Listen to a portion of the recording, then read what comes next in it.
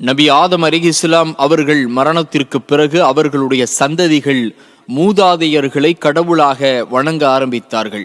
இதனால் அல்லாஹ் அந்த சமூகத்திலிருந்தே ஒரு நபியை தேர்ந்தெடுத்தான். அவர்கள்தான் நபி நூஹ் அலைஹிஸ்ஸலாம் அவர்கள். அவர்கள் மிகவும் பக்தி உடையவர்களாகவும் கருணை உள்ளம் கொண்டவர்களாகவும் பொறுமைசாலியாகவும் வாய்மை மிக்கவர்களாகவும் மக்களுக்கு நல்ல தீர்ப்பு வழங்கக்கூடியவர்களாகவும் இருந்தார்கள். அல்லாஹ் நபியாக தேர்ந்தெடுத்தான். பிறகு அந்த மக்களிடத்திலே அவர்கள் தாவா பணியிலே ஈடுபட்டார்கள். 71வது அத்தியாயம் 1வது வசனத்திலே அல்லாஹ் குறிப்பிடுகிறான், நூஹே, நீங்கள் உங்களுடைய மக்களுக்கு துன்புறுத்தும் வேதனை வருவதற்கு முன்னதாகவே அவர்களுக்கு அதனை பற்றிய அச்சமூட்டி எச்சரிக்கை செய்யுங்கள் என்று அல்லாஹ் வஹி இறக்குகிறான். மேலும் அல்லாஹ் 71வது அத்தியாயம் 10வது வசனத்திலிருந்து 12வது வசனம் வரைக்கும் கூறுகிறான், உங்கள் இறைவனிடம் மன்னிப்பை கோருங்கள், நிச்சயமாக அவன் மிக்க மன்னிப்புடையவன் என்றும் கூறினேன். அவ்வாறு செய்வீர்களாயின் தடைபட்டிருக்கும் மழையை உங்களுக்கு தொடர்ச்சியாக அனுப்புவான். அல்லாஹ் பொருட்களையும் மக்களையும் கொடுத்து உங்களுக்கு உதவி புரிவான்.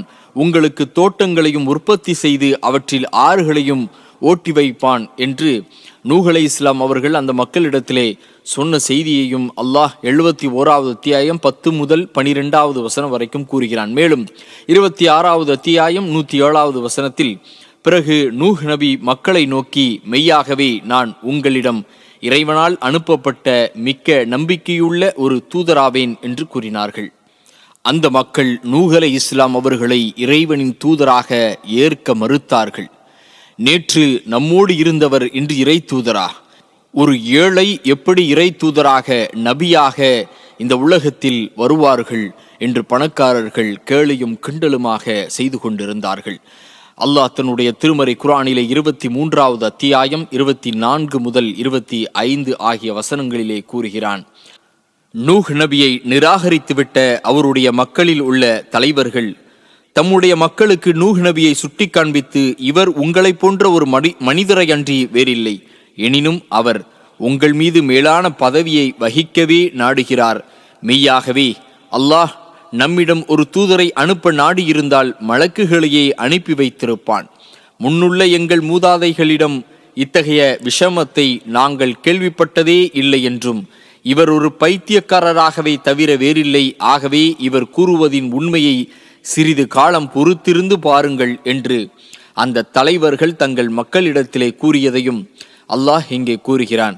நமக்கு இந்த மக்களுக்கு அல்லாஹ் தூதராக அனுப்ப நாடியிருந்தால் மலக்குகளைத்தான் அனுப்பியிருப்பான், இப்படி ஒரு மனிதரை அனுப்பியிருக்க மாட்டான் என்று அந்த தலைவர்கள் தங்கள் மக்களிடத்திலே கூறியதையும், நபி நூஹ் உங்களை வழிநடத்தவே தலைவராக ஆக வேண்டும் என்பதற்காகவே இதுபோன்ற பேச்சுக்களிலே ஈடுபடுகிறார் என்று அந்த தலைவர்கள் மக்களிடத்திலே சொன்ன விஷயத்தையும் அல்லாஹ் இந்த வசனங்களிலே குறிப்பிட்டு கூறுகிறான்.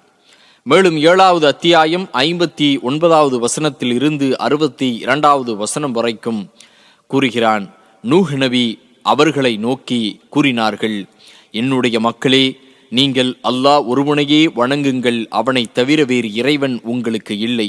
இதற்கு நீங்கள் மாறு செய்தால் உங்களுக்கு வரக்கூடிய மகத்தானதொரு நாளின் வேதனையை நான் பயப்படுகிறேன் என்று நூஹ் கூறினார்.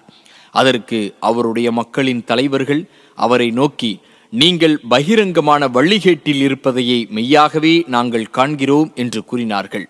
அதற்கு அவர் அவர்களை நோக்கி மக்களை நோக்கி நூஹ் கூறினார், என்னுடைய மக்களே, நான் எத்தகைய வழிகேட்டிலும் இல்லை, மாறாக நிச்சயமாக நான் உலகத்தார் அனைவரையும் படைத்து வளர்த்து பாதுகாக்கும் இறைவனுடைய ஒரு தூதனாவேன், ஒரு நபியாவேன் என்று கூறினார். மேலும் நூஹ் கூறினார், அன்றி நான் என் இறைவனின் தூதையே உங்களுக்கு எடுத்துரைத்து உங்களுக்கு நல்லுபதேசம் செய்கிறேன்.